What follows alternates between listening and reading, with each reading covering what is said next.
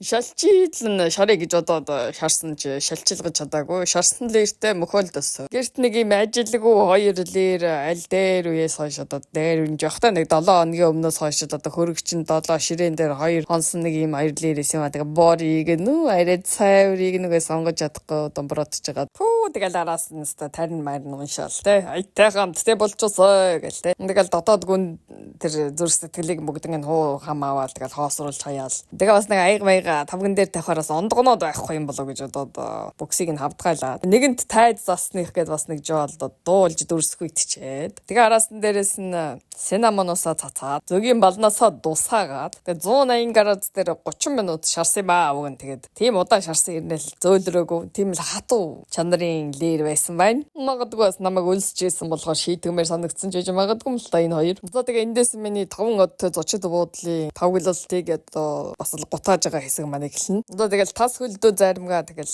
тавих гал чичрээл байгаа юм л да. Жон эсгэж байгаад бас тавил бас гоо үзмжний үед гоё болох байсан байга л да. Тэгтээ одоо яах вэ? Тэгээ одоо дорж гоноод гэсэн юм чи яа яал тэг. Нэмдэг н агас дутуу нутгалсан самар. За тэгэл синамон. Тэгээ агаве сиропноос бас ийгээд. Тэгсэн чи тэр нэг юм сонир буцлуус асгацсан юм шиг болцсон. Зөгийн бол хэвэл бас үзмжтэй болж магадгүй лээсэн. Тэгээд 5-4.8-ыг үгүй. Ялцаатлан сайн шарж байгаа нэг дээрээ.